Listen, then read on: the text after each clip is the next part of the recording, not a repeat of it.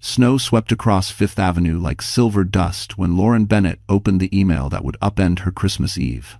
She was sitting in her tiny Brooklyn apartment, the heat barely working, her worn sweater pulled tight around her 7-month belly. The world outside glowed with holiday lights, but her room felt dim, quiet, and painfully small. For a moment, she thought she was reading the message wrong, but the name at the top was unmistakable. Grayson Hale. Her ex-husband. The man who'd left her when she was at her lowest. The man who built his reputation on charm, risk, and a ruthlessness wrapped in designer suits. He was the kind of man who never looked back until tonight. She clicked the email again as if the words might rearrange themselves. Lauren, I'd like you to join our annual Christmas Eve gala at the Halesphere penthouse. I believe it's time we moved forward with clarity. Grayson. Moved forward? Clarity? She almost laughed. Grayson was incapable of doing anything without a hidden purpose. He wouldn't invite her out of kindness, not after everything. Not after the divorce, the humiliation, the lies Celeste Monroe whispered into his ear until Lauren was pushed out of her own marriage. Her hands trembled, partly from anger, partly from the exhaustion of pregnancy. She hadn't planned to ever see him again. She certainly hadn't planned to walk into a room full of Manhattan elites while carrying a child whose father no one knew by choice. She should delete the email, block the address, pretend life was peaceful. But there were things. Grayson still held documents she desperately needed for the baby, papers he refused to release, claiming he was too busy or traveling. This might be her only chance. Her phone buzzed with a message from a former coworker. He's showing off tonight, bringing the new girl. Don't let him get to you. Lauren closed her eyes, her heart beat painfully against her ribs. She didn't want to go. She didn't want to face Grayson or the woman he left her for. But something in her pride, anger, survival whispered that she had to. She took a shaky breath, rested her hand on her belly, and whispered softly, "We won't let them break us again." Then she reached for her coat. Outside, a black SUV rolled to a stop beneath her window, as if someone already knew she'd need a ride. The morning light creeping through the blinds did nothing to warm Lauren Bennett's small Brooklyn apartment. The radiator clicked, groaned, and then fell silent again, as useless as the promises Grayson once made. She sat at the edge of her unmade bed, breathing slowly, rubbing her tired eyes. At 30, she had imagined a different life, maybe a house in the suburbs, a dog, a partner who cherished her. Instead, she had a stack of overdue bills on the kitchen counter and prenatal vitamins sitting next to an empty coffee mug because she couldn't stomach anything more than toast. Her MacBook Air hummed quietly on the table as she reviewed design concepts for a tiny event studio that paid her half of what she used to earn. Before everything fell apart, she had been the creative mind behind major Manhattan events, corporate galas, museum benefits, fashion showcases. She had worked with lighting crews, florists, and decor teams. She had built worlds from nothing but imagination. But that was before Grayson Hale stripped her confidence piece by piece, telling her clients she was too emotional or not detail-oriented enough, pushing her out of projects until she had no choice but to leave. She didn't miss him. Not anymore. She missed who she used to be before him. Every part of her life now felt smaller. The apartment was barely big enough for a sofa and a crib she bought second-hand from a woman in Queens. The baby clothes were in a laundry basket because she didn't have a dresser. Even groceries had become a careful calculation: how long she could stretch a bag of rice, how many meals she could make with a carton of eggs. And yet, despite everything, she held her belly tenderly each morning, whispering, "You're worth all of this." What she didn't tell anyone was how lonely the nights were, the fear that tightened her chest when she felt a sudden cramp, the anxiety that washed over her every time she saw an unfamiliar charge on her bank statement, wondering if a bill had bounced. The shame she felt when people assumed the baby belonged to Grayson, the very man who had abandoned her emotionally long before the divorce papers were signed. Sometimes she thought about reaching out to friends, but most of them drifted toward Grayson's world after the split, drawn to the glitter of his penthouse, his parties, his connections. She stopped opening Instagram because photos of mutual friends smiling beside Grayson and Celeste felt like tiny knives. Still, Lauren forced herself to work, determined to stay afloat, determined to protect the child she carried. Her phone buzzed with a reminder. Ultrasound appointment, tomorrow at 11 a.m. She exhaled shakily. Another cab fare she couldn't afford. Another day she'd have to smile at strangers while hiding how overwhelmed she felt. She turned back to her laptop, adjusting a floral centerpiece design for a winter engagement party. Her fingers trembled, but she kept working. She had no choice. She needed every dollar, especially since Grayson still hadn't sent the paperwork she needed. Papers that could determine her medical coverage, her leave options, even her ability to secure stable housing after the baby arrived. The knock on her door startled her. She wasn't expecting anyone. No deliveries, no neighbors, no friends. Her heart thudded once, heavy and unsure.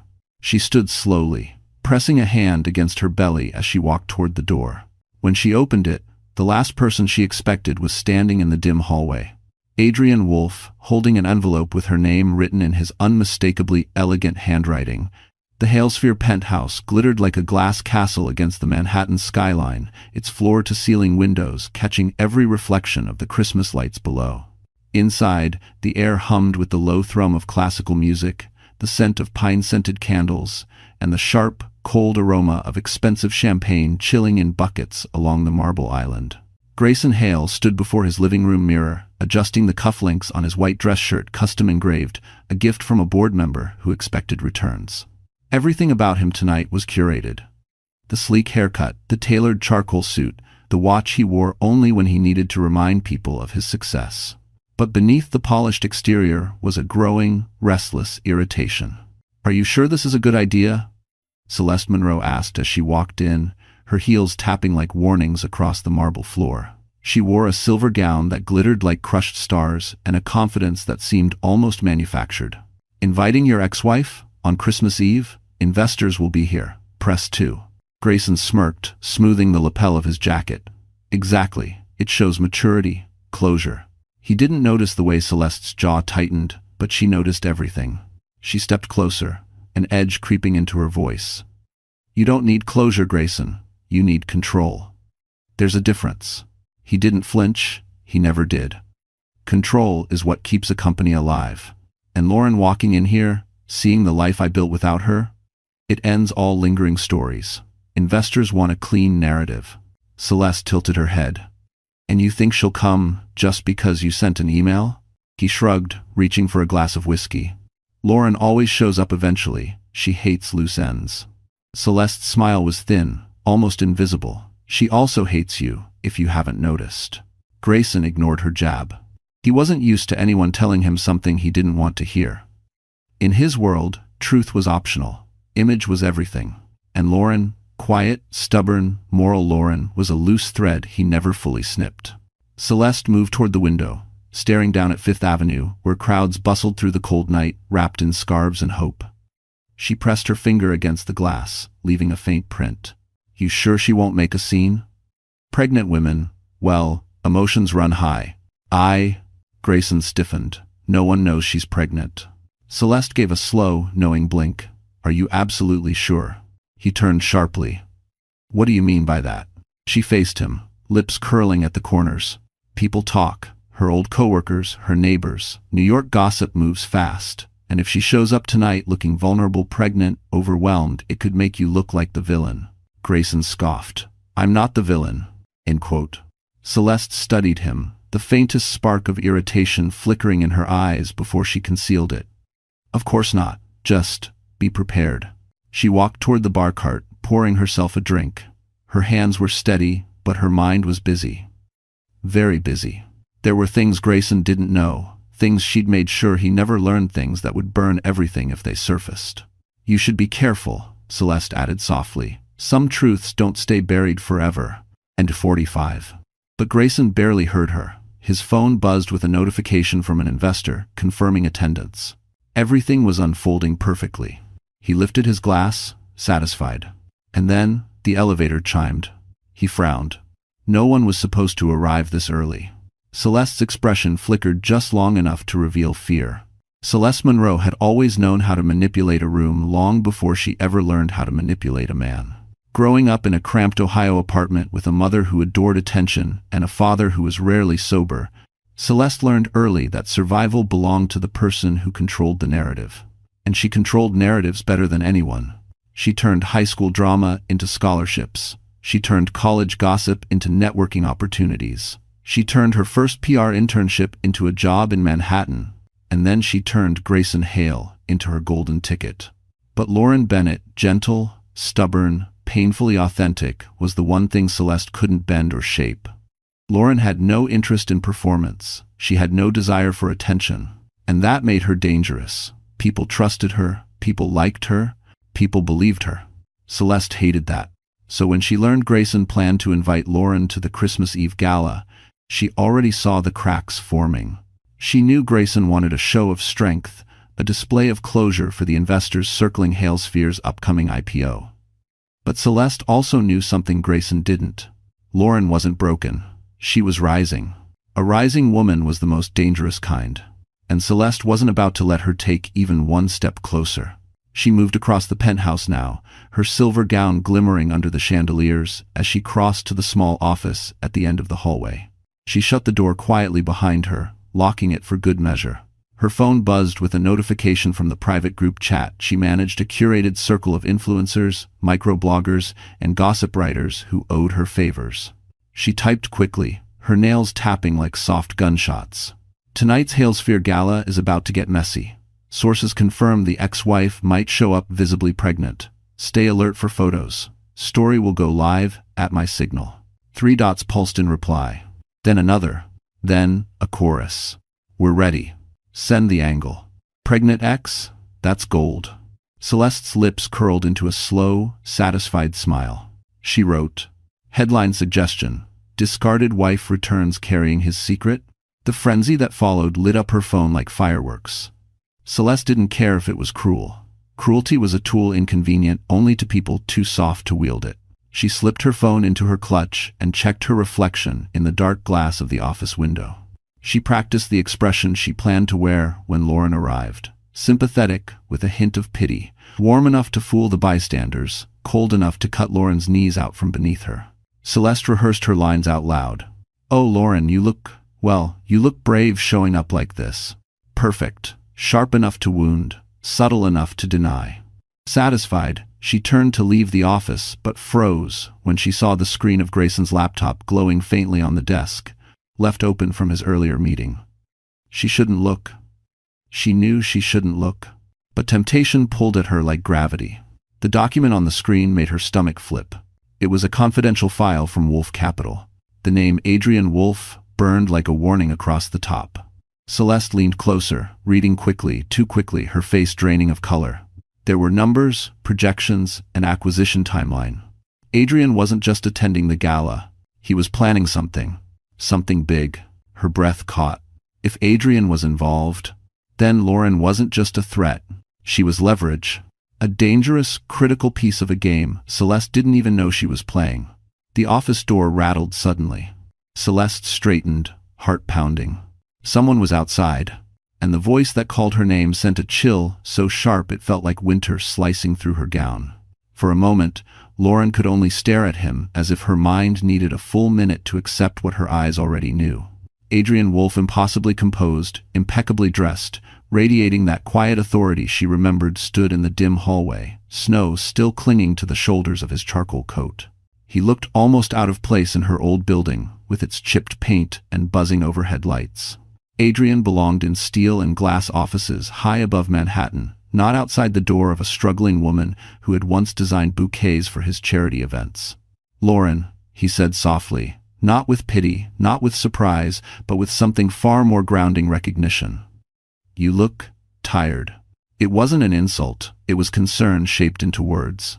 She swallowed, instinctively smoothing her hair, suddenly aware of the loose t-shirt stretched awkwardly over her belly. Adrian, what are you doing here? He lifted the envelope slightly. You left your name off a form when you submitted that design contract last month. They mailed this to my office instead.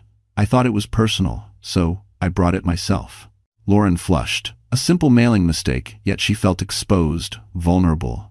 Everything in her life lately was held together with flimsy threads. One wrong breath and it all unraveled. You shouldn't have come out here in this weather, she murmured. I didn't mind, he said, his gaze drifting briefly to her belly with a subtle wince of worry. You shouldn't be alone so late. Something inside her tightened. He didn't mean anything romantic. Adrian never crossed lines. But kindness, after months of isolation, was almost unbearable. She stepped back. "Come in for a minute. Just to warm up." He hesitated, as if stepping into her small, imperfect world felt like crossing a boundary. Then he nodded and followed her inside. His tall frame filled the cramped apartment in a way that emphasized how small it truly was. Adrian glanced around, eyes lingering on the worn couch, the baby basket, the stack of bills on the counter. He didn't comment. He wasn't that kind of man.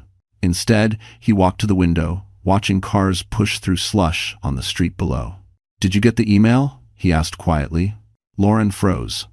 "From who?" "Grayson." Her pulse hammered. Of course, Adrian would know. Men like him moved in circles, where every whisper reached the right ears. "I got it," she said. "I don't want to go." "You shouldn't," Adrian replied. "Not after how he treated you. Not with what you're dealing with now." She let out a shaky breath. "He still has paperwork I need. Insurance transfer forms, medical clarifications, things I can't get without his signature. He won't respond to my requests. Maybe if I show up, he'll finally hand them over." Adrian turned to her, expression darkening. "He's leveraging your pregnancy to keep control.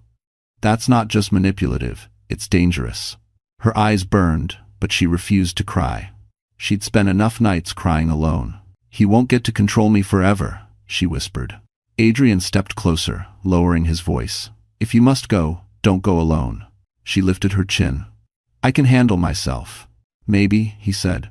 "But handling yourself shouldn't mean walking into a lion's den without backup." She opened her mouth to reply, but a sudden sharp kick from the baby made her gasp and grab the table for balance. Adrian rushed forward, reaching for her arm. "Lauren, are you okay?" She nodded, breathing through it. "Just a strong one." But Adrian wasn't looking at her stomach. He was staring at her phone buzzing on the counter. A notification flashed across the screen. A gossip headline with her name leaked only minutes ago. The wind hit Lauren the moment she stepped out of her building, a sharp December gust that sliced through her coat and raised goosebumps across her skin. Brooklyn was quieter tonight. Snow softened the streets, muffling car horns and footsteps. Christmas lights blinked across fire escapes, warm and cheerful in a way her heart no longer remembered.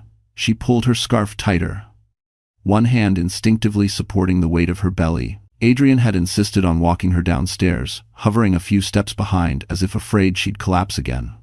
He didn't push her to stay home. He didn't question her decision. He simply walked beside her, silent and steady. That alone made her throat tighten. "You still have time to change your mind," he said softly. "I can't," she whispered. "Not until he gives me those papers." Adrian's jaw tensed, but he said nothing more. A black SUV waited at the curb, the same one she'd seen earlier beneath her window. She'd assumed it belonged to a neighbor. Now she wasn't so sure. The driver stepped out immediately, opening the back door. "Miss Bennett?" Lauren blinked. "Do I know you?" "No, ma'am. I was instructed to take you to the Halesphere penthouse. Mr. Hale said you might need a ride." Her stomach twisted. Of course Grayson sent a car. He always liked to control the way she arrived, the way she looked, the way people perceived her. Even after divorce, he moved pieces as if she were still part of his board. Adrian stepped in front of her. She didn't confirm she would attend. "You don't get to just show up and order her around." The driver raised his hands. "Sir, I'm just following instructions." Lauren touched Adrian's arm lightly. "It's okay. I'll go." His eyes flashed with reluctance. "Then I'm following behind you. You don't need to." "I'm not asking permission," he said, his voice low and firm. "Not tonight." Her breath hitched. She nodded. Once she was inside the SUV, Lauren leaned her head back and closed her eyes. The leather smelled faintly of cedar. The heating vents whispered warm air across her face. She should have felt grateful for the comfort, but her chest ached. Her phone buzzed again, another notification. Another headline. "Ex-wife arrives at Christmas gala pregnant. Is it the CEO's baby?" She turned her face toward the window, blinking fast. She shouldn't let it get to her. But it did. All of it. The lies, the judgment, the way strangers scavenged her pain like scraps. Snowflakes blurred against the glass as the SUV moved across the bridge. Manhattan rose ahead, glittering, cold, ruthless. The city where she had once chased dreams now felt like a battlefield she had no armor for. The car slowed when they reached Fifth Avenue. Luxury boutiques glowed with gold holiday decor. Couples spilled out of the Plaza Hotel, laughing. Everywhere she looked, people seemed whole, untouched. The SUV finally rolled to a stop in front of the Halesphere Tower, a sleek structure of mirrored steel and ambition. A red carpet had been laid out, flanked by tall white trees dusted in artificial snow. Photographers waited outside despite the weather, lenses hungry. Lauren exhaled shakily as the driver opened her door. She stepped out slowly, boots crunching against the frost. Her heart pounded, her breath fogged in the air. Her knees felt weak. Inside that building was the man who tore her life apart. Inside that building were people who already believed the worst about her. She straightened her coat and lifted her chin. She would walk, she would endure, she would not let them see her break. The elevator doors slid open with a soft chime. And standing inside waiting for her was the last face she ever expected to see before the night even began. The elevator doors slid open, and for a heartbeat Lauren forgot how to breathe. Standing inside, impeccably dressed in a navy velvet blazer, was Oliver Drake Grayson's former COO, now one of the most influential voices in Halesphere's upcoming IPO. Oliver had always been polite to her during the marriage, even kind in moments when Grayson's temper ran cold. But tonight, his expression held a different sharpness, like he was assessing her the way he assessed market risk. "Lauren," he said, surprise flickering into something unreadable. "I didn't think you would actually come." Her hand tightened around the strap of her purse. "Neither did I." He stepped aside to let her in, his gaze flicking briefly to her belly. Not judgmental, just startled. "I wasn't informed you were expecting." Of course he wasn't. Grayson controlled information like currency, and the people around him were only given what helped the narrative he wanted to sell. Lauren lifted her chin. "There's a lot Grayson doesn't tell people. Thanks for watching." Oliver's brows twitched almost imperceptibly, but he said nothing. The elevator began its smooth rise toward the penthouse, the familiar hum vibrating through her spine. She remembered riding this same elevator hundreds of times, arms full of floral samples, color palettes, decor sketches, trying to prove she belonged in Grayson's world of high stakes and sharper egos. Oliver cleared his throat.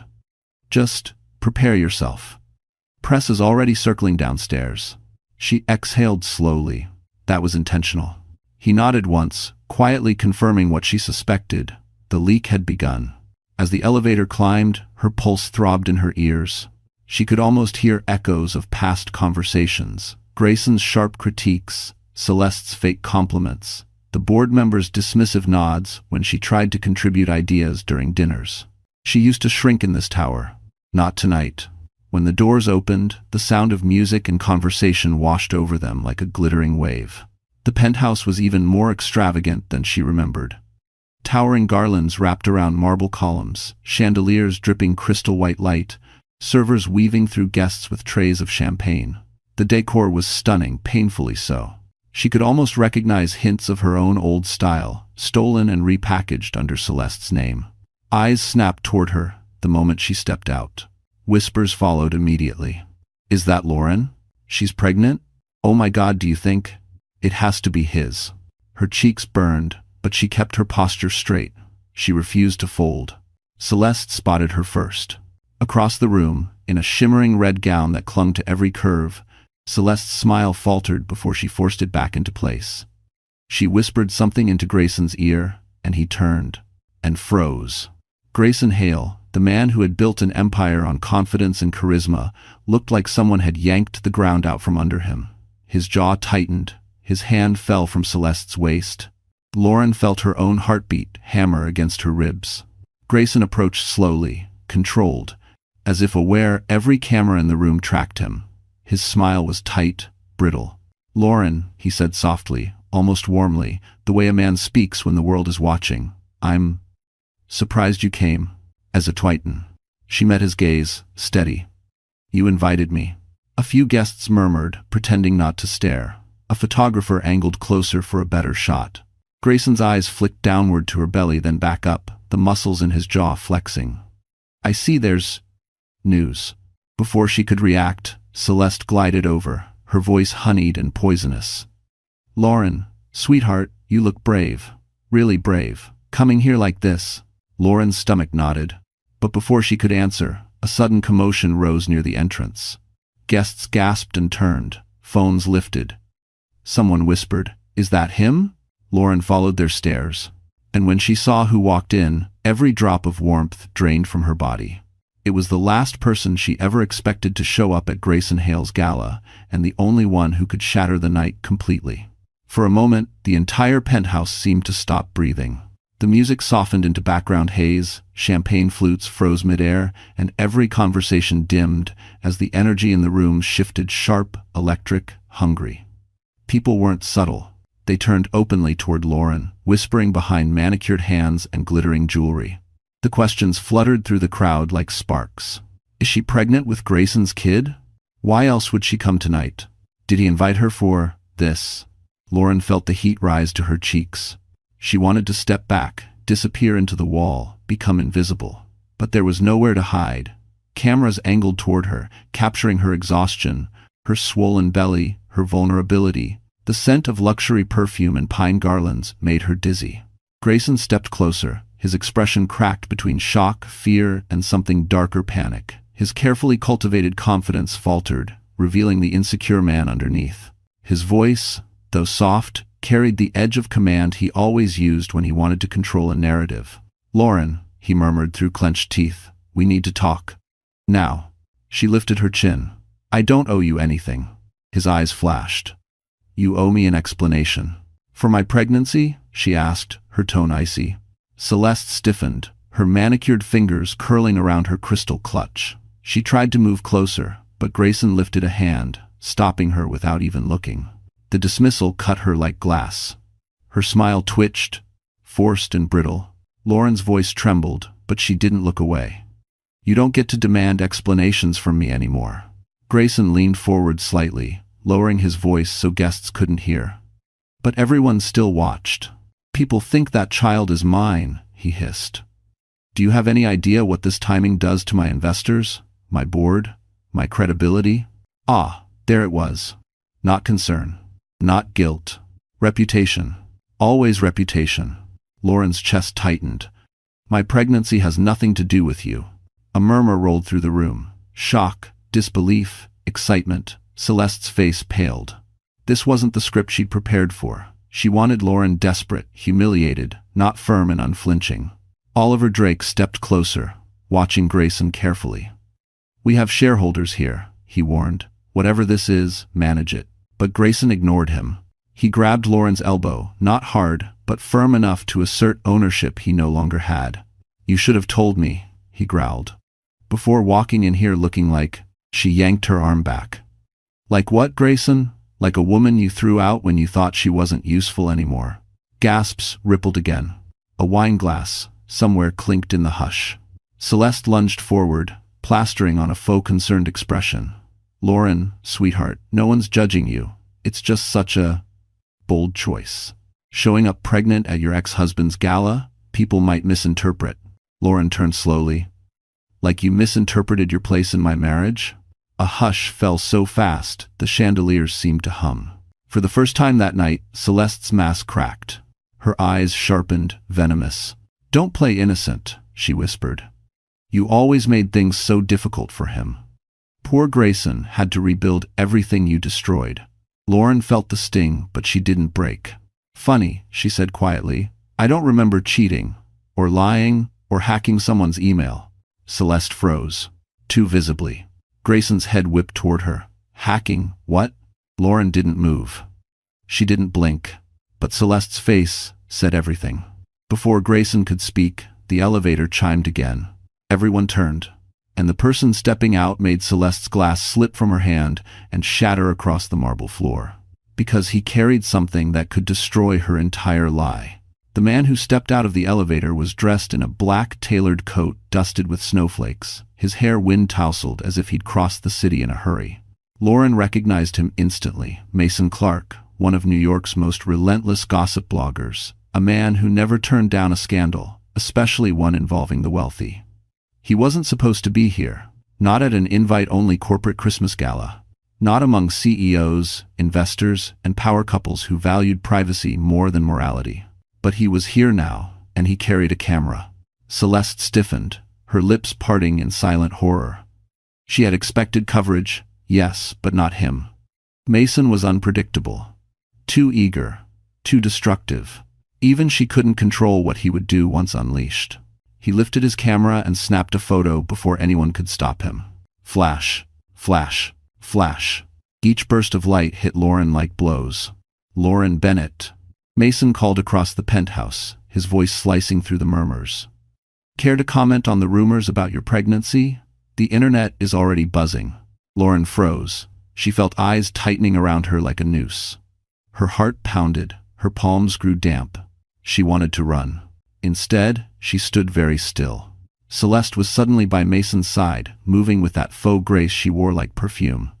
"Mason, it's so good to see you," she crooned, loud enough for onlookers. "I didn't realize you got my message so quickly." Ah, so she had called him. Of course she had. Lauren's chest ached. Celeste continued, voice sugar-coated but sharp as glass. "This poor woman showed up with no warning. It's tragic, really. She's clearly overwhelmed. And as you can see," she gestured subtly toward Lauren's belly, "she's going through a lot." Lauren tightened her hold on her purse, her breath catching. Celeste wanted her emotional. Unhinged. Crying. Anything to feed the story. Mason angled forward. "Lauren, mind sharing who the father is? Is it Grayson, or someone else? Some people online are calling it a secrecy stunt." Gasps rippled. Lauren swallowed, throat burning. "I don't owe anyone an explanation." But Mason only grinned wider. "Celebrities don't get that luxury. And you're trending." "Enough," Grayson snapped, stepping between Mason and Lauren. For a brief moment, she saw fear in his eyes, not for her, but for himself. For his brand, his reputation, his empire. But Celeste wasn't done. She tilted her head, speaking softly but loud enough for Mason's microphone to catch. "You know, Lauren's always been dramatic. She loves attention. Loves making Grayson look bad." Lauren inhaled sharply, rage stinging. "You don't know anything about my life." "Oh, sweetheart," Celeste replied, smiling cruelly. "I know enough." As very. That was all Mason needed. He turned to Lauren again, camera raised. "How does it feel coming here pregnant, alone, and still causing chaos in your ex-husband's career?" The words knifed into her. Alone, pregnant, chaos. Her vision blurred. She felt heat rising behind her eyes, her breath becoming thin, too thin. She couldn't break here. Not in front of them. Not in front of Celeste. But Mason took another photo, too close, too bright, and Lauren stumbled back, hand pressing instinctively to her belly. She felt lightheaded. The room seemed to tilt. Adrian moved through the crowd, his voice firm. "Back away from her." But Mason didn't. The camera kept flashing. Lauren's knees buckled. Gasps erupted. Someone shouted for space. And just before Lauren hit the marble floor, a pair of strong arms caught her, pulling her out of the camera's reach as the entire penthouse erupted into chaos. The room spun in slow, nauseating circles as Lauren felt the marble floor drop away beneath her. She heard gasps, muffled voices, the frantic shuffle of heels on polished stone. But the world only stabilized when she felt arms steady, warm, familiar wrap around her, lifting her from collapse. "Adrian." His voice was low but urgent. "Lauren, breathe. I've got you." He guided her toward a quieter corner, away from the flashing cameras and the hungry crowd that smelled of champagne and scandal. Her pulse throbbed painfully in her ears, every heartbeat sending a shockwave of dizziness through her chest. She tried to inhale, but her breath trembled. "I'm okay," she whispered, though she wasn't sure if the words made sense. "No, you're not," Adrian said firmly. "You need a doctor. If you want to die." Before she could respond, Grayson stormed toward them, his face twisted with panic, not worry for her, but terror for what the sight of her collapse meant for him, for his company, for his image. "What the hell was that?" Grayson hissed. "Do you have any idea what you just caused?" Adrian straightened, stepping between them. "Back off, Grayson." But Grayson ignored him, eyes locked on Lauren like she was a wildfire threatening to burn his world. "Are you trying to sabotage me? You show up pregnant, emotional, and now you're fainting in front of the press? Do you want headlines saying, 'I'm the father'? Are you doing this on purpose?" The words stabbed through her like cold knives. Lauren stared at him, disbelief splintering into something deeper, hurt, old and familiar. She tried to speak, but her breath shuddered. "You think I planned this?" she whispered. Grayson scoffed. "You always did love theatrics. Ass. And dolls." Adrian's jaw tightened so sharply it looked painful. She nearly passed out. She didn't stage anything. But Grayson wasn't listening. He leaned closer, lowering his voice but not his cruelty. "No one will ever believe that child isn't mine. Not after tonight. You're dragging me into your mess." "My mess?" Lauren echoed, her voice cracking. "You left me with nothing. You refused to sign the paperwork I needed. I didn't sign because I don't trust you," Grayson snapped. "Not after the rumors. Not after the emails." Lauren stiffened. "The emails. The ones Celeste fabricated. The lies Grayson swallowed whole." "You're blaming me for something she did," Lauren whispered. Celeste, standing behind Grayson, flinched. But Grayson didn't turn. He didn't even consider the possibility. He never did. "Stop making excuses," he spat. "You always twist things to make yourself the victim." "Enough." Adrian's voice cracked through the air like thunder. The entire room fell silent. Adrian stepped forward, shoulders squared, eyes burning. "If you talk to her like that again, you'll regret it." "Is that a threat?" Grayson growled. "It's a promise." The tension snapped so tight the air seemed to howl with it. Guests shifted uneasily. Phones rose again, recording, watching, waiting. Grayson realized too late he'd let his temper spill publicly. He masked it with a stiff, PR smile. "Let's talk somewhere private, Lauren." "If we doesn't." "No," she said softly. "I'm not going anywhere with you." Her voice was quiet but unbreakable. The first flicker of humiliation crossed Grayson's face. Celeste stepped in quickly, desperate to redirect attention. "Lauren, honey, stress isn't good for the baby. Maybe you need to." "Don't," Lauren whispered. "Don't pretend you care." Celeste's expression faltered. Before anyone could speak again, the penthouse doors slammed open. Security rushed inside, followed by a man in a crisp navy suit, carrying a folder and wearing an expression that told everyone something monumental had happened downstairs. He scanned the room. His eyes landed on Lauren, and he said 6 words that made the entire gala erupt into frantic whispers. "Miss Bennett, you need to come with us now." The room seemed to tilt as Lauren stared at the man in the navy suit.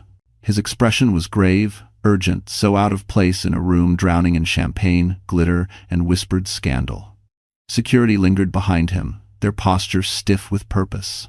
Every eye in the penthouse shifted toward her.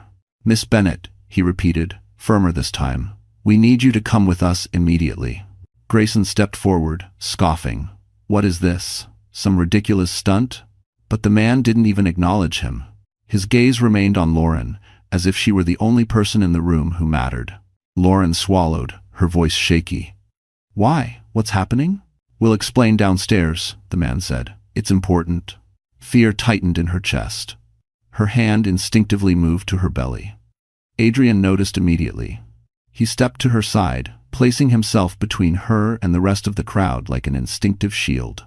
"You're not taking her anywhere until you tell us why," Adrian said quietly, but the quiet made it more dangerous. The man hesitated, glancing around at the crowd. "This is sensitive information."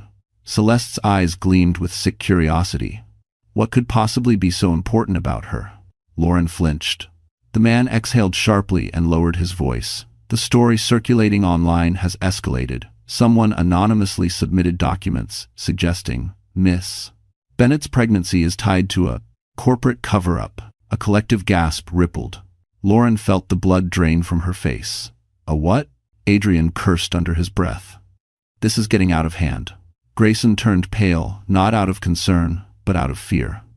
"This is insane. What documents?" But Lauren saw something flicker in the man's expression, hesitation, regret, almost sympathy. "It's better we speak away from the cameras," he said. "Cameras?" She turned slowly. Dozens of phones were raised. People pretended to check messages, but lenses were pointed at her. Recording her, judging her, devouring her. Her knees weakened again. Adrian moved instantly, his hand gently gripping her arm to steady her. His voice dropped, soft, protective. "Lauren, You don't have to go anywhere alone. I'm with you. Those 4 words felt like warmth in a world suddenly frozen. But Grayson shoved forward, fueled by panic. She's not going anywhere with them. This is my event, my building, my... Adrian cut him off sharply. She's not your anything. Gasps again. Silence. Electricity. Adrian turned to the man in the suit. If she goes downstairs, I go with her. The man nodded. Fine. But we need to move now. Celeste stepped forward, bitterness slicing through her voice. You're all overreacting. Lauren loves the spotlight. She probably... Adrian spun, eyes blazing. If you speak one more word about her, I'll make sure everyone here knows exactly what you've done. Celeste's lips snapped shut. Fear shimmered behind her mascaraed eyes. The man motioned for them to follow. Lauren's breaths came unevenly. Her legs felt heavy. The humiliation, the fear, the pressure of eyes digging into her, it all pressed down like crushing weight. Adrian leaned close. I've got you. Just focus on breathing. They started walking. Guests parted like a sea, some out of respect, some out of morbid fascination. Whispered theories swirled around her like poison. Corporate cover-up? Is it Grayson's? Maybe she was paid off. Maybe she's a problem they need to contain. Her heart ached, her throat tightening with each cruel assumption. When they reached the elevator, a security guard held the doors open. Adrian guided Lauren inside first, his hand still steady on her back. Grayson pushed forward to follow, but the guard blocked him with one firm arm. Sir, only Miss Bennett and Mr. Wolfe. Grayson's eyes widened in outrage. You can't shut me out of this. But the guard didn't move. Adrian reached out and pressed the elevator button. The last thing Lauren saw before the doors slid shut was Grayson's face, panic, desperation, fury, all tangled together. And the last thing she heard was Celeste's voice, trembling for the first time all night. If they're taking her downstairs, they might know. They might know everything. The elevator descended with a soft mechanical hum, but inside, the silence felt suffocating. Lauren pressed her back against the cool, mirrored wall, trying to steady her breathing. Her chest rose and fell too quickly, her pulse skipping with leftover fear and humiliation. Adrian stood beside her, arms at his sides, jaw tight enough to crack stone. Lauren, he murmured, voice low. You're safe. She didn't feel safe. Not tonight, not after being dragged across the gossip feeds like a headline waiting to explode. What documents? She whispered. Why would anyone send something about me? Adrian's eyes softened. We'll figure it out together. The elevator chimed. The doors slid open into a private floor, quiet, dim, free from glittering chaos. Security stood by the walls, their expressions professional but tense. The man in the navy suit motioned for her and Adrian to follow. They entered a small conference room, lit by warm overhead lights. A table sat in the center, a folder placed neatly on top. Lauren's legs wobbled as she lowered herself into a chair. Adrian stood behind her, one hand resting on the back of her seat like an anchor. The man in the suit finally spoke. Miss Bennett, my name is Daniel Cross. I'm part of the Halesphere legal and compliance team. A situation has come up that concerns you directly. Lauren's stomach twisted. Concerns? Me? Daniel nodded. About an hour ago, someone submitted documents to several media outlets claiming you were involved in a non-disclosure agreement with Halesphere. The claim alleges you are carrying Mr. Hale's child and that the company attempted to cover it up. Lauren's heart dropped. The room blurred. That's not true. And, there. Daniel raised both hands. We know. The documents are forged. Shock rippled through her. Forged? Adrian swore under his breath. This is targeted. Someone wants her destroyed. Lauren's voice cracked. But why? Daniel hesitated. He exchanged a glance with a guard. Something about the silence made Lauren's skin prickle. He opened the folder and slid a printed screenshot toward her. The breath left her lungs. It was an email thread, supposedly written by her. Confessing an affair with Grayson. Begging for hush money. Threatening to go public if he refused. Every line was a lie. I didn't write this, Lauren whispered, hands trembling. Daniel nodded. I know, but someone wants the world to think you did. These were sent anonymously, timed perfectly with your arrival upstairs. Lauren felt sick. Someone planned this meticulously. Adrian leaned over the table, voice sharp. Who had access to these systems? Who benefits from leaking this tonight? of all nights. Daniel sighed. That's the problem. These emails weren't sent from our servers. They came from a spoofed address made to look like yours. Lauren's throat tightened. So, someone pretended to be me? Yes, Daniel said, and they've been doing it for months. Ice shot down her spine. Months. A single name flashed through her mind, unbidden but unmistakable. Celeste. Daniel continued. We compared the formatting, metadata, writing style. These messages were manufactured by someone who knows Halesphere's internal processes well enough to mimic how scandals unfold in this industry. This wasn't random. Adrian's voice turned deadly. Do you know who did it? Daniel paused again. This time, too long. He finally said, carefully, let's just say, the timing and style line up with a previous internal case involving a PR staff member. Lauren's heart hammered. PR. Celeste. Her fingers curled against the table. Daniel closed the folder quietly. We need your permission to open a formal investigation. The evidence is pointing somewhere specific, but we can't say anything without protocol. Lauren swallowed. And what happens if I say yes? Daniel looked her straight in the eyes. Then the truth comes out no matter who it destroys. Before she could respond, a frantic knock rattled the door. A guard burst inside. His face was pale. Sir, something's happening upstairs. The press just got a new leak. Daniel stiffened. What leak? The guard swallowed hard. A video. Of Miss Bennett and Mr. Hale. And it's about to go viral. The shock hit Lauren like a physical blow. A video? She whispered, her voice barely audible. What video? The guard looked pale. It shows you and Mr. Hale in a heated argument. The clip makes it look like you were demanding hush money and threatening to expose him. Take strands. Lauren felt her lungs tighten as if someone had tied rope around her chest. I've never done that. Not once. Adrian slammed his hand against the table. Of course she didn't. He turned sharply to Daniel. Who leaked it? Daniel's face was stone. We don't know yet, but the timing is too precise. Someone prepared this in advance. Prepared. Planned. Executed. This wasn't random. This wasn't accidental. This was war. Lauren's voice trembled. I want to see the video. End quote. Daniel hesitated. It's upsetting. I need to see it, she insisted, steadier this time. I won't fight ghosts. He nodded reluctantly and tapped his tablet. A paused video filled the screen. Lauren, in a hallway lit with soft sconces, facing Grayson. Her expression looked desperate, terrified.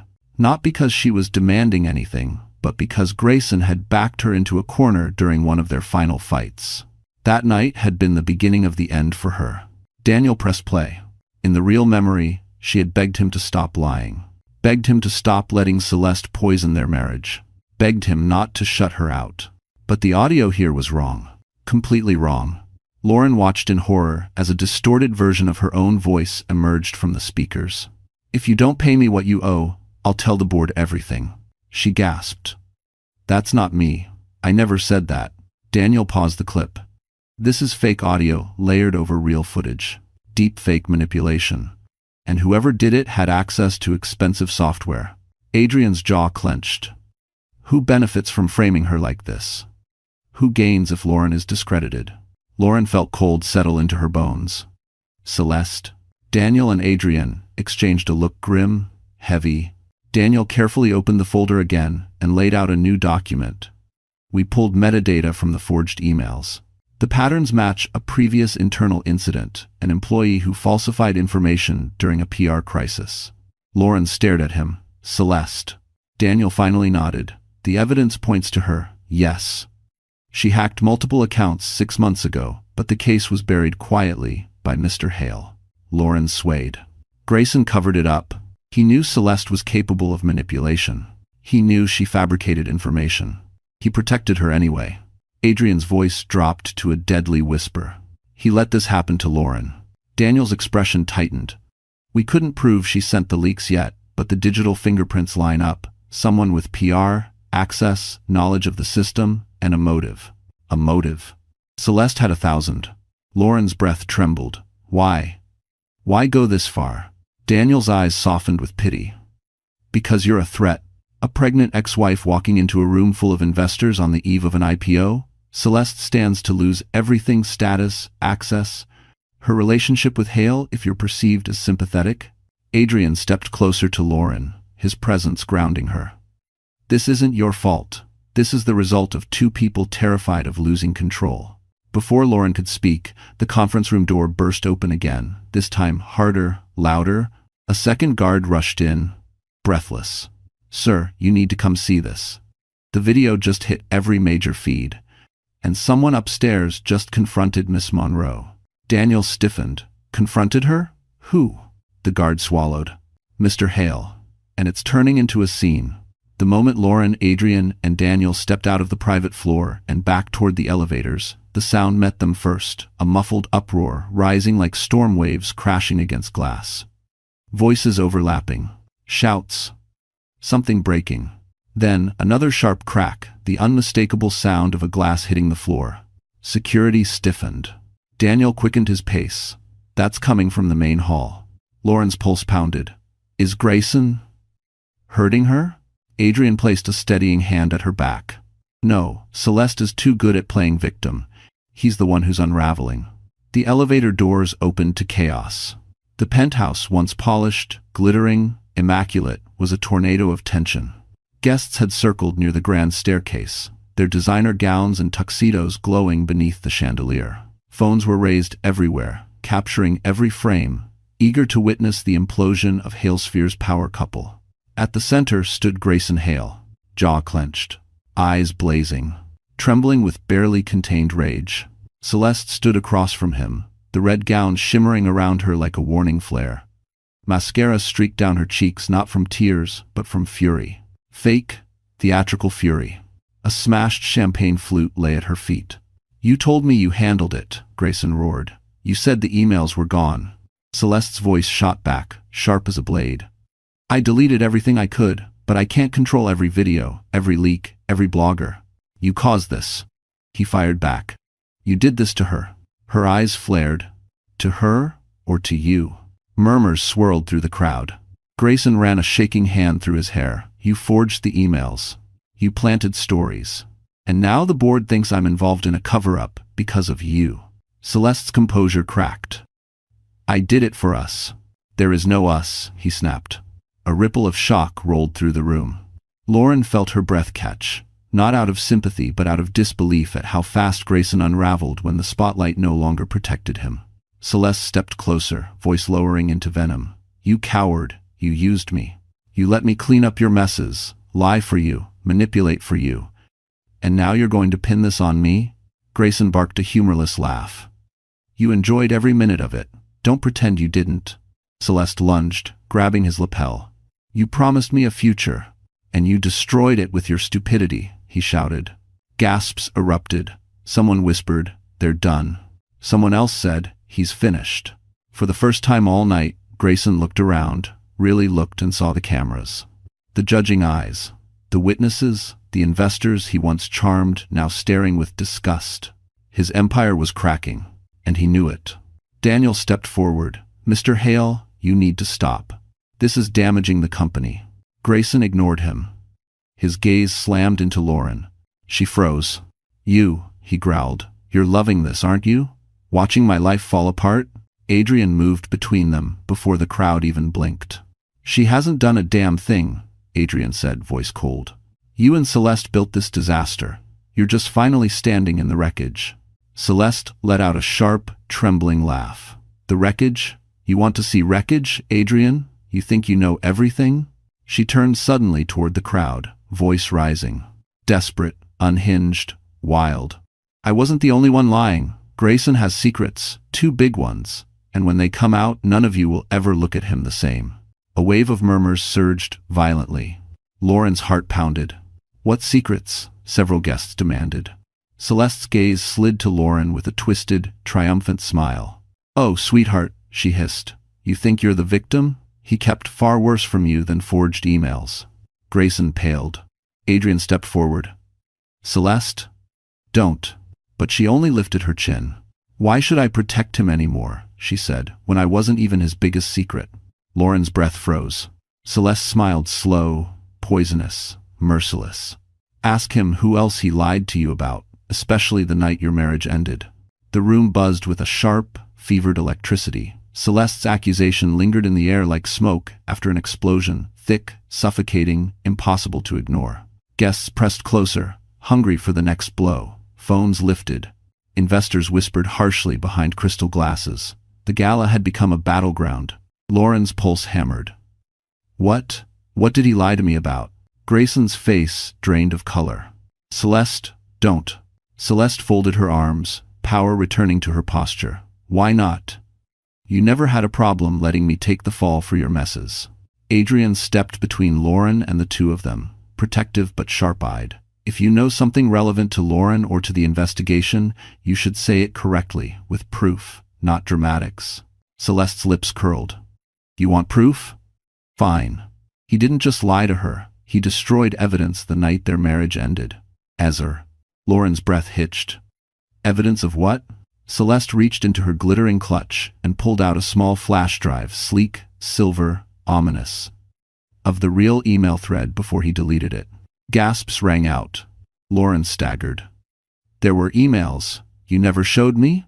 Grayson's voice cracked. "Lauren, I didn't want to hurt you." "You hurt me anyway," she whispered. Celeste held up the flash drive like it was a dagger. "This contains the messages he saw that night, the ones he used to justify walking out, the ones he thought were from you." Her gaze sharpened. "But they weren't. I made them." The entire room erupted. Shouts, disbelief, shaken fury. Lauren felt her knees weaken again. "You hacked me. You pretended to be me all that time?" Celeste shrugged. "You were in the way." Adrian's voice cut through the chaos. "Enough." He moved forward with a steadiness that commanded silence. Even the music faded into background irrelevance. Adrian held out his hand. "Give me the drive." Celeste tightened her grip. "Not without something in return." "You're in no position to negotiate," Adrian said, calm as ice. But Celeste wasn't looking at him now.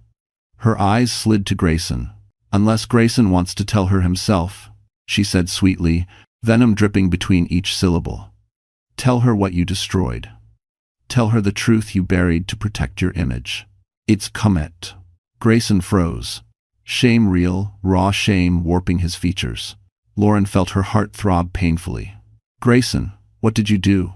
He swallowed hard, unable to meet her eyes. Adrian stepped in. "It doesn't matter. She'll know everything soon." Then, something no one expected happened. Oliver Drake, silent until now, stepped from the crowd with a calm, chilling authority. "Actually, she'll know everything right now." All eyes snapped to him. Oliver pulled out his phone and tapped the screen. "While you all were busy tearing each other apart, I forwarded our compliance logs to Mr. Wolf." Adrian blinked. "You what?" Oliver nodded. "Because unlike him," he gestured at Grayson, "you care about the truth." Adrian checked his phone. The air tightened around him as he scanned the files, metadata trails, timestamp logs, server records. His eyes darkened. Then he looked straight at Lauren. "Lauren," he said softly, "Celeste didn't just hack your email." She swallowed. "What else did she do?" Adrian turned to Celeste, cold, controlled, devastating. "You didn't fake those messages alone. Someone helped you." Celeste's face went white. Adrian's voice sharpened. "Someone who had access, who knew Lauren's schedule, who handled the internal IT handoff during the divorce." Grayson stiffened. The room seemed to lean forward. Lauren's heart pounded. Adrian's jaw tightened. "It was someone in this room." A hush fell. Then he said it. "The data trail leads straight to Grayson." For a moment, no one in the penthouse moved. Adrian's words echoed in the air like a gunshot. "The data trail leads straight to Grayson." Shock rippled through the crowd. Someone gasped. Someone else muttered, "No way." A few investors exchanged horrified glances, their expressions calculating the fallout in real time. Grayson's face twisted, rage and fear colliding in violent confusion. "That's insane. I would never." "You did." Adrian cut in, calm but cutting. "The server logs don't lie." Lauren felt the blood drain from her face. She blinked hard, trying to steady her breath, but the room tilted slightly. She pressed one hand against the banquet table. "Grayson, tell me it's not true." He opened his mouth, panic flickering across his eyes. "Lauren, listen to me." But Celeste stepped forward. her laughter sharp, broken, and vicious. "This is rich. You really thought you could pin it all on me, didn't you?" "Shut up," Grayson hissed. She ignored him. "You told me to help you.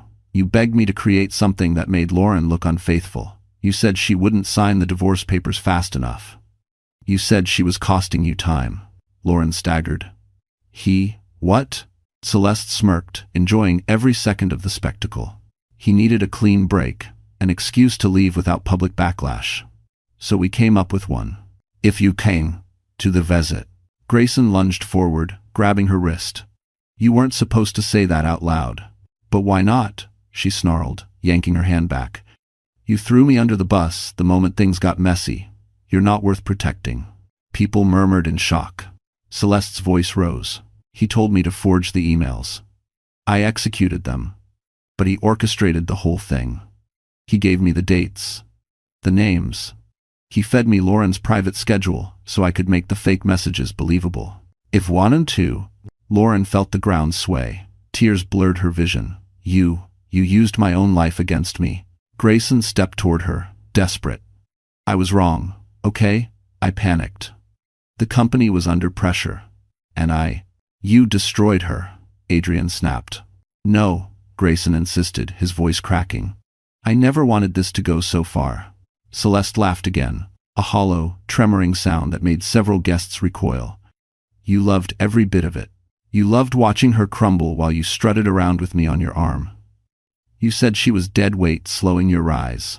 Lauren covered her mouth, choking on a sob she fought to contain. Adrian moved closer to her, his voice low and fierce. "You're done, Grayson."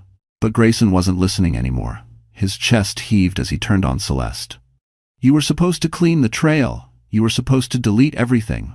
Celeste stepped into his space, eyes burning. "Why should I? You never gave me what you promised. Not the ring, not the future, not even the respect." Someone whispered, "She's unhinged." But Celeste wasn't finished. "You think I came tonight unprepared?" she hissed. She reached into her clutch again. Another device. This time, a phone. "I recorded everything," she said. "Every conversation, every plan, every order you gave me." Grayson's face went white. Adrian exhaled sharply. "You two really built your relationship on blackmail and treachery." Celeste smiled. "Oh, sweetheart, he built the treachery. I just documented it." Daniel stepped forward, voice tight with alarm. "Miss Monroe, handing that over might become part of a criminal investigation." "Oh, I know," she purred. "And I'm ready." Gasps exploded. Lauren stared at Celeste, shocked that someone so cruel could suddenly turn her blade on the man she once worshipped. Celeste lifted the phone, her thumb hovering over the play button. "This," she said, "is the moment everything burns." Before she could press it, the penthouse doors burst open again, and a new voice shouted, "Stop. No one plays that recording until you hear the truth about the baby." The penthouse froze in a collective gasp as the doors slammed open. Guests turned like a school of fish, scattering and reforming around a shark. Conversations died mid-sentence. Glasses were lowered. Even the chandeliers seemed to vibrate with tension.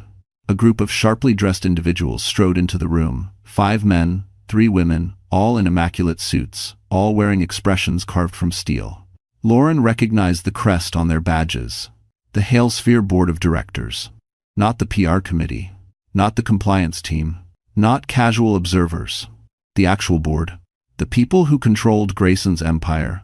The tallest among them, a gray-haired man with piercing blue eyes, stepped forward. He was Samuel Lauren, the board's chairman, known in the industry for dismantling CEOs like a surgeon dismantles diseased tissue. He surveyed the room once, then spoke with a voice that carried effortlessly. "This event," he said, "is over." Celeste actually stepped back. Grayson visibly paled. Samuel continued, "We received a series of leaked materials tonight, videos, emails, and a set of recordings forwarded anonymously. We traced the IP to this penthouse." Every camera phone lifted. Lauren's heart hammered. "It wasn't me." Samuel shook his head. "We know." His gaze cut to Grayson. "Mr. Hale, step forward." Grayson swallowed hard, but he tried to maintain composure. "Samuel, this is not the place." "This is exactly the place," Samuel said. Half the investors who arrived for this event have already contacted us, demanding answers. The board members formed a half-circle, facing Grayson, an unmistakable formation. A tribunal. A corporate execution waiting to happen. Celeste clutched her phone, her lip trembling. "We will address each allegation," Samuel said. "The forged emails, the manipulated audio, the leaked video, and the coordinated attack on Miss Bennett." Lauren felt her breath catch. She wasn't expecting the board to say her name aloud. She certainly wasn't expecting the sympathy in their tone. Grayson's voice cracked. "Lauren is unstable. She's trying to—" "Enough," Samuel snapped, silencing him. "We've seen enough to know who is unstable." Celeste let out a broken laugh. "Oh, you're in trouble now." Grayson glared. "You think you're walking away from this? You helped fabricate everything." Celeste lifted her chin. "But you orchestrated it. They know that now. By have Haberbes. By Rebesis." Adrian stepped forward, voice cool. "Would you like your ex-employees to confirm it, too? Because some of them reached out to my assistant tonight." He turned to the board, including Halesphere's former cybersecurity lead. A murmur of shock moved through the crowd. Samuel glanced at Adrian. "We received the same message. The evidence is substantial." Grayson staggered slightly, like the floor shifted beneath him. "Samuel, please give me a chance to explain." "Bien." Samuel's expression hardened. "Explain to whom? The investors leaving? The journalists printing tonight's meltdown? Or the legal teams filing requests as we speak?" Lauren's breathing faltered. This was a nightmare, yet also justice long overdue. Samuel turned to her gently. "Miss Bennett, we apologize for what you've been subjected to. Halesphere takes this situation seriously." She blinked in disbelief. "I don't know what to say." "You don't need to say anything," Samuel replied. Then his eyes shifted to Celeste. "Miss Monroe, hand us the device." Celeste stiffened. "Why?" "Because it likely contains criminal evidence." Slowly shaking, she handed it over. Samuel then faced Grayson, who now looked like a man drowning. "Effective immediately," Samuel said. "You are suspended pending full investigation." The room erupted. Lauren gripped Adrian's sleeve, overwhelmed. Grayson's voice broke, raw and terrified. "Samuel, you're ruining me." "No," Samuel said quietly. "You ruined yourself." Before anyone could breathe again, another board member leaned in and whispered something urgently into Samuel's ear. Samuel's expression shifted sharply.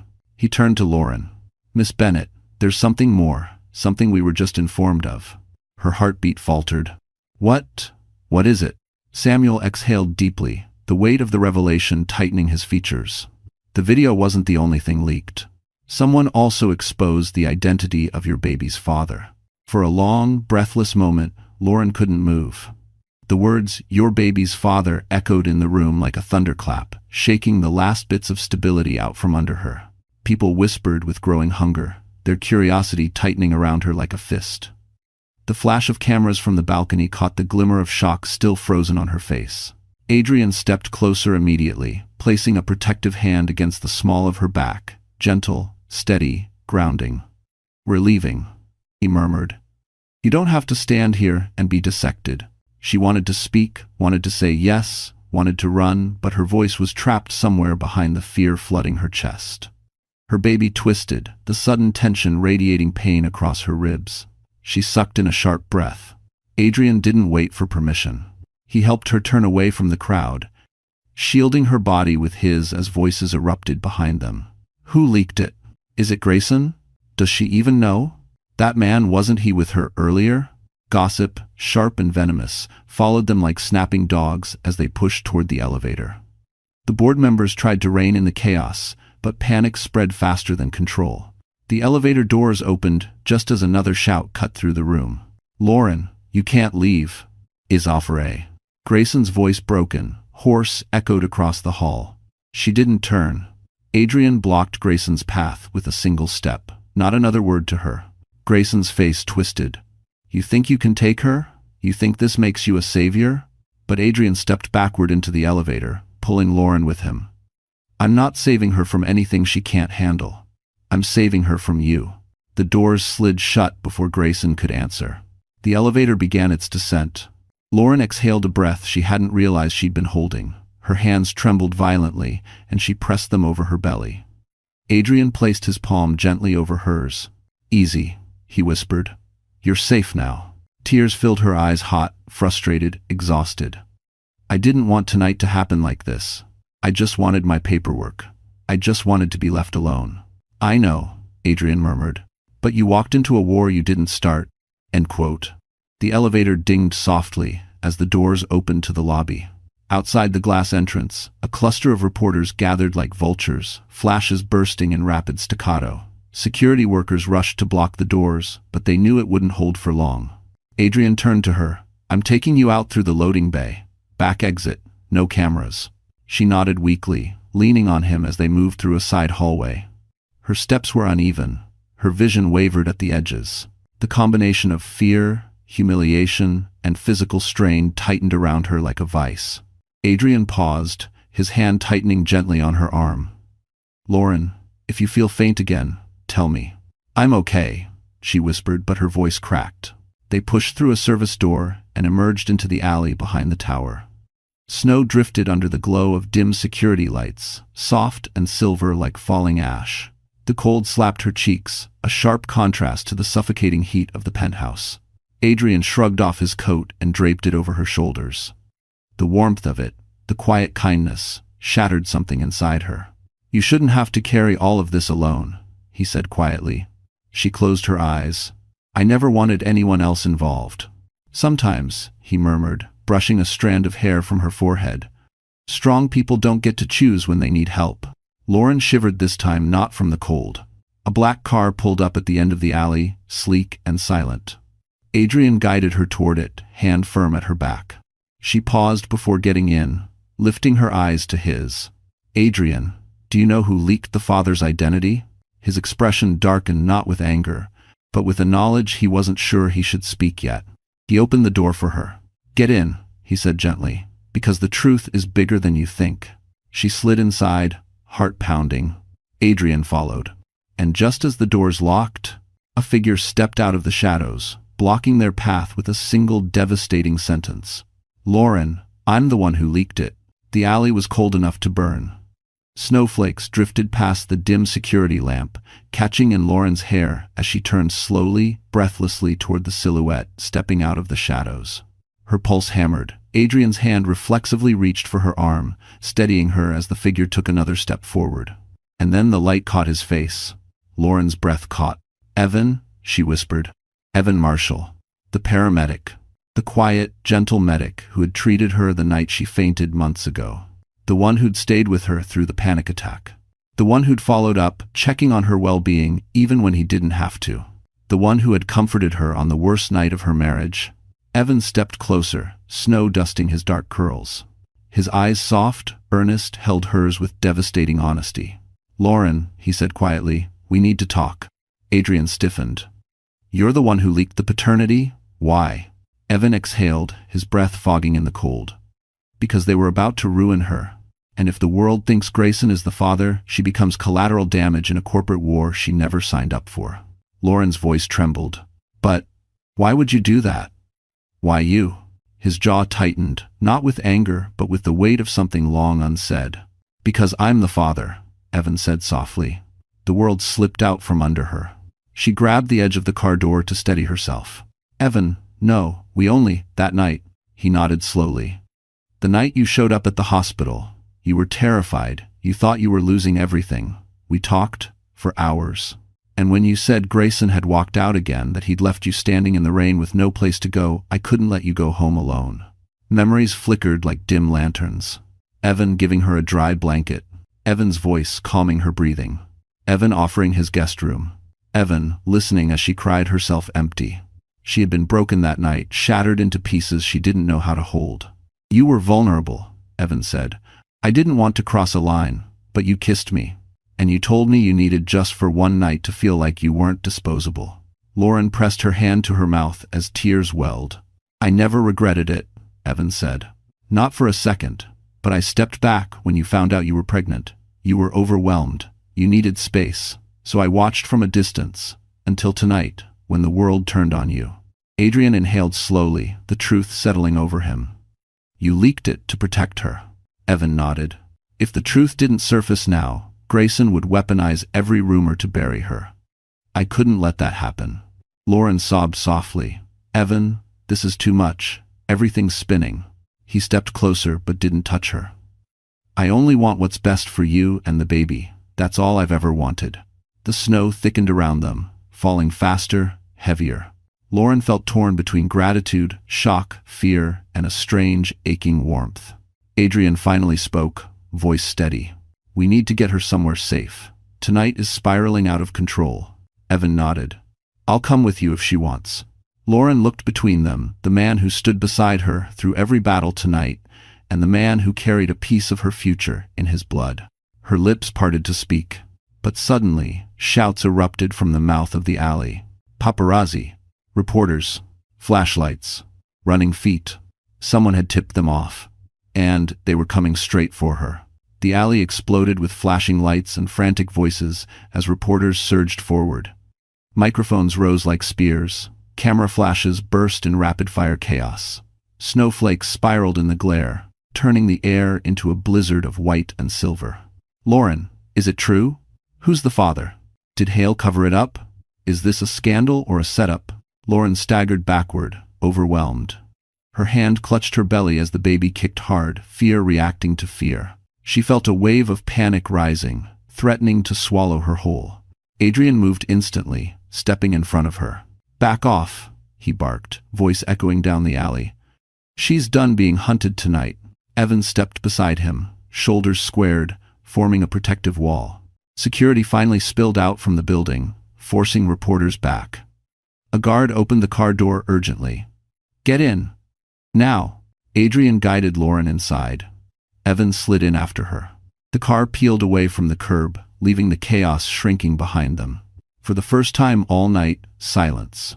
Lauren pressed a trembling hand to her stomach. Adrian touched her wrist gently. Evan watched her, eyes full of worry.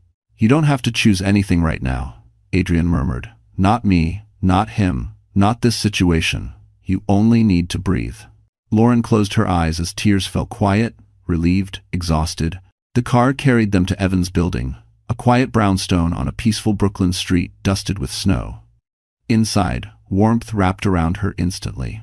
Evan guided her to sit on the couch, while Adrian made tea in the small kitchen without being asked. Silent understanding between two men who both cared for her differently. When she finally spoke, her voice cracked. Tonight, everything broke. Adrian knelt beside her. Sometimes things break because the truth is too big to stay hidden. End quote. Evan sat across from her. And sometimes they break so something better can be rebuilt. Lauren looked at them, two men who had stood by her when the world tried to crush her, and something inside her finally loosened. I don't want revenge, she whispered. I just want peace. You'll have it, Adrian said. Look. He turned his phone toward her. A breaking news update filled the screen. Grayson Hale removed as CEO. Federal investigation underway. Celesta Monroe detained for evidence tampering. Lauren felt her breath shudder out relief, justice, closure. Everything they stole from her, her reputation, her dignity, her voice, finally returned. She'll face charges, Adrian said softly. He will too. And you? Evan asked gently. Lauren wiped a tear. I'm free. The three of them sat quietly as snow drifted past the window. Finally, Evan leaned forward. Lauren, I won't pressure you. I'm here for our child. As much or as little as you want. Adrian nodded. And I'm here too. Not because of obligation, because I care. Lauren looked down at her belly. The baby moved, as if reminding her what mattered most. I choose, she whispered, eyes softening, a fresh start. For me, for my child, and for the people who truly care about us.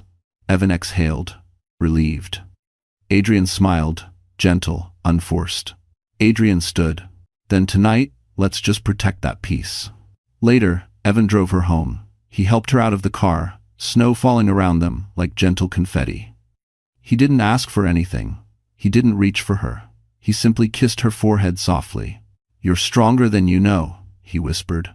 Lauren smiled small, real. Thank you for everything. As Evan walked back to the car, Lauren turned toward her building. In the reflection of the glass door, she saw herself tired, yes, but standing tall. A mother, a survivor. A woman finally free. She placed one hand on her belly and whispered, "We're okay now." Snow drifted around her as she stepped inside, closing the door on the past, on the lies, on the cruelty. The night was silent. The future hers at last. And the story ended exactly where it needed to, with truth, justice, and a woman finally reclaiming her life. So, that's where our story finally comes to a close. And if you are still here, still watching, still listening with your whole heart, then something in this journey must have touched you in a way only life can. Maybe it reminded you of your own strength. Maybe it whispered that healing is real. Or maybe it simply showed you that no matter how dark things get, there is always a door quiet, steady, waiting for you to walk through. The Stoics often said, "The obstacle is the way." And tonight, Lauren's story proves it. What tried to break her actually became the thing that shaped her courage. Marcus Aurelius wrote, "You have power over your mind, not outside events." She couldn't control the betrayal, the rumors, the cruelty, but she controlled how she rose. And in the end, that changed everything. So, my wonderful friends, before you leave, take a breath, place a hand on your heart, and remember this. You deserve peace, you deserve truth, you deserve a life where you are no longer surviving, but living. If this story moved you, even just a little, please like, share, and subscribe to stay with us on the next chapter of Healing and Hope. We're right here with you. Always.